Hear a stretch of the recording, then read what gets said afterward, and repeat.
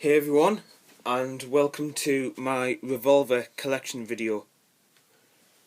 Now, this album is widely regarded to be one of the Beatles' best, and I definitely agree with that. It's a fantastic album. And also, Revolver is going to be 50 years old this year. And it's just amazing to see how these albums have stood the test of time. Right, I'll start showing the vinyl now. So this is a mono first pressing of Revolver, and this is the copy which carries the Remix 11 of Tomorrow Never Knows, which was switched to, I believe it was Remix 8, shortly after it was released. So the Remix 11 only appears on the very earliest copies. And here's the label for the very first pressing, and it has the sans serif font. And here's side 2. Now, the thing to look for to see if you have a copy with the Remix 11 on of Tomorrow Never Knows, the last track, is to check the matrix numbers on side 2.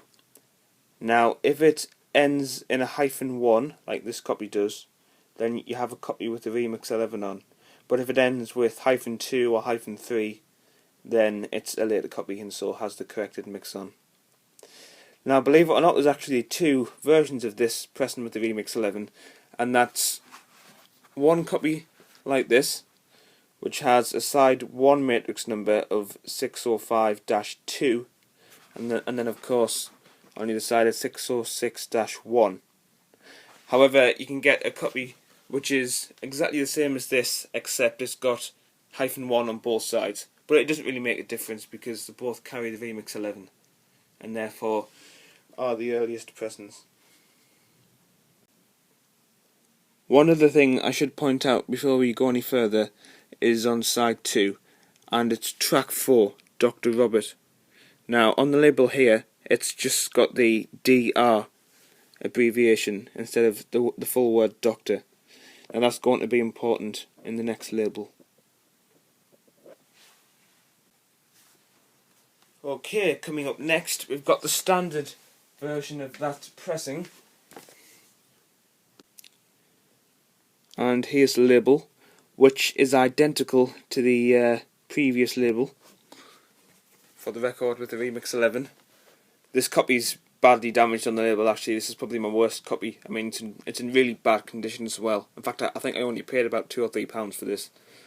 But anyway, so from what you can see of the label, it's exactly the same. Still got the DR abbreviation for Doctor. However, the matrix numbers will be different. So you've got XEX 606-2 here, rather than the -1 of the previous copy. And also on side 1 it ends in a 2. So this copy is 2-2 rather than 2-1. Although because the labels are the same as the early pressing, I've just kind of considered this to be like a standard version of that pressing rather than a second pressing. But I suppose it makes a little difference. And also, these 2 records both have Gowden Lofthouse sleeves. Here is another copy of that pressing, except it's just in slightly better condition, so no label damage. The matrix numbers are the same, 2-2 as well. And of course, remember the DR abbreviation because that's about to come into play. Now moving on to the second pressing, which was from 1966 until 1969. Now there is an extremely subtle difference between this and the previous record, and that is on Dr. Robert, which is now spelt with the full word Doctor, rather than just the DR abbreviation. But other than that, the label is exactly the same. It's still got the Gramophone Company Limited on the perimeter text, and the sold in the UK is still there, and the XEX 1966 is still looking the same as it was in the previous 2 records. So other than the Doctor changed, it's exactly the same. Here we have a variation B of the second pressing, and I would also like to point out that this copy comes with an Ernest J. Day sleeve rather than Gowden Loft House, and you don't see too many of these for Revolver.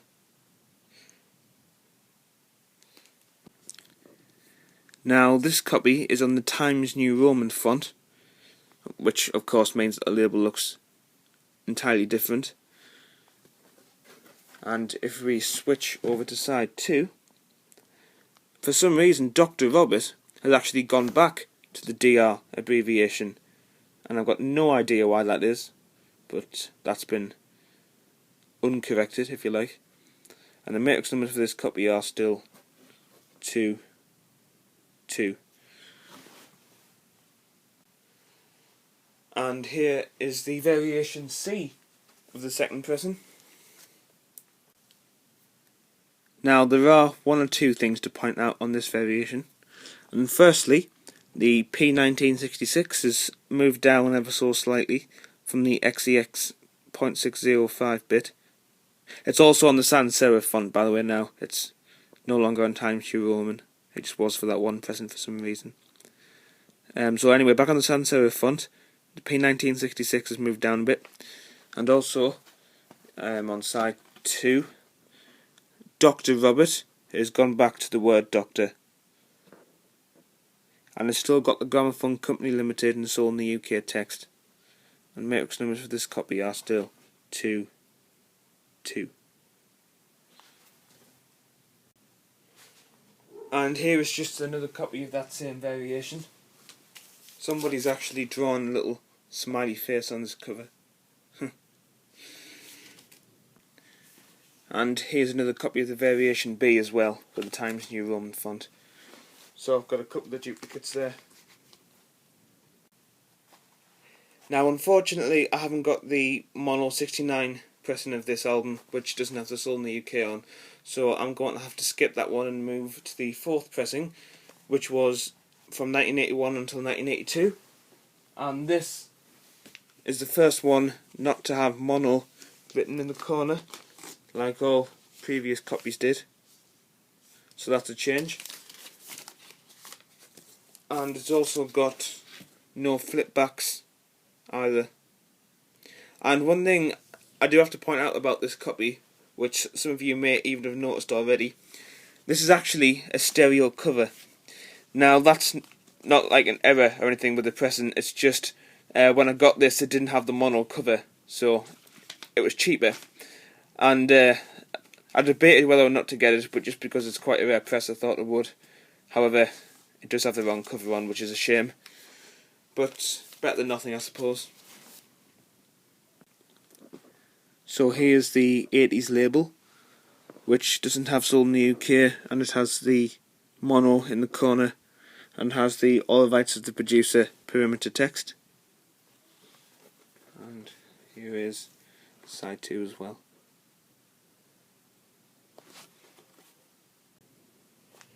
Okay, so now we are going to move on to the stereo copies.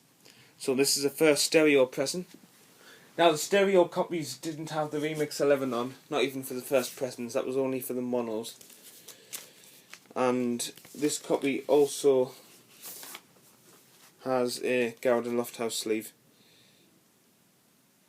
I'm not actually sure if I've seen a stereo Ernest J. Day sleeve for this album. They're probably out there somewhere. And I've got to say, this is a beautiful copy. I mean, just take a look at that sleeve, you know, that's a beautiful sleeve. Probably one of the best sleeves I've seen. And the record is also very nice indeed. So, here's the label. It's exactly the same as the mono first pressing, obviously just with the stereo in the top corner. And there's side 2, which has the DR abbreviation for Dr. Robert there. And the matrix numbers for this copy are 1, 1. Although of course this just has the regular mix of Timona and Olsen, not the rare copy. Now for the first pressing variation B. Now this copy still has the 1 matrix numbers. 1 1. So it's still the first pressing. And the label is the same except for the changing of Dr. Robert again, so that it's the correct version which has the word doctor. So there's the Dr. Robert thing again. And other than that, the label hasn't changed. And here is the variation C of the first pressing. By this point, these copies will have been pressed sort of back end of 67, maybe early 68. Now here's the variation C. Still got the 1 matrix numbers, however the labels have changed a bit again. Now this time it's just the song titles have kind of been repositioned, and you can see most notably that Taxman and Eleanor Rigby now share the same line, whereas they didn't before. Side 2 as well, you can see a few subtle changes on the positions of the song titles. Here's the variation A again, just to show where Eleanor Rigby and Taxman usually are, but that's totally changed now. Now unfortunately I also don't have the stereo 69 pressing either, so I'm going to have to skip on to the third pressing, which is the 1-box pressing of this album. Here it is, 1 box, with the Gramophone Company Limited text. And there's side 2. And here's the 4th pressing, from 71 until 73. Still has flipbacks at this point. And this doesn't have the stereo designation in the corner. And here's the 2-box label. There's the Gramophone Company Limited text still on there. Side 2.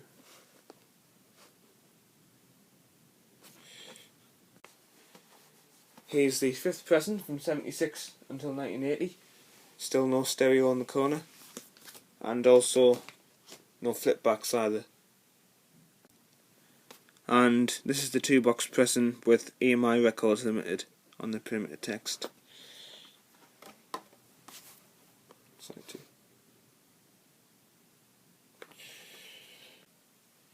Here's the 6th pressing from 1980 to 1984. And this version has all rights to the producer on the perimeter text, and the public performance, broadcasting, copying and hiring at the top there.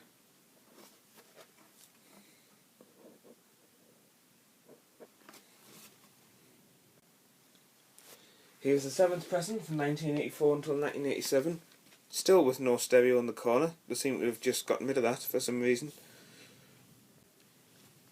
And this copy does have a barcode on the back as well. And this copy has really chunky text. As you can see, everything's really wide. And this has the all rights to the producer perimeter text. And it's changed so it's copying, hiring, renting, public performance at the top. And side 2 there. And here's the 8th pressing from the early 90s. Here's the back. This version has the apple on the back. And there's the shiny version of the 2-box for this pressing from the early 90s. These pressings also have very long matrix numbers for some reason, much longer than they were on the 60s pressings. And here's the 2003 Harlem Pressing. And here's the label with the dish in it as usual. And there's side 2 as well, which is the same.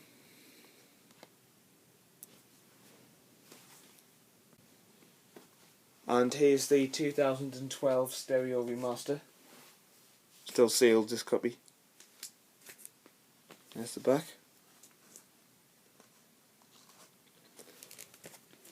And finally, This is a Indian pressing, actually, an Indian 60s pressing. As you can see, it's been taped completely along the edges and the bottom. Now this copy, it actually plays okay, but apart from that, it's just in really bad condition. I'll show you the back first before we get to the record. So here it is. It's different to the UK issue. If you look down here, it's got Dum Dum India, and that's the Dum Dum factories in India. So that's different. Now let's get to the record, shall we? Of course the label will be different, so let's take a look at that first. So it's sort of similar to the UK editions, like it's on the yellow and black polyphone and everything. However, of course, made in India, and all the text is different. And the matrix numbers for this are actually 1-1, so it's actually got like UK matrix numbers. But the thing that makes this so interesting, shall we say, is that this copy is really, and I mean really badly warped. I don't know if you can see that on the camera there. It's like bent 2 ways. That's how bad it is. On the turntable, it basically looks like liquid going around. It just bends everywhere. It's like jelly. So yeah, but weirdly it does play through fine, so obviously it doesn't affect it that much. Okay, so that concludes my Revolver collection video. So thank you very much for watching, guys, and I will see you next week for the Magical Mystery Tour.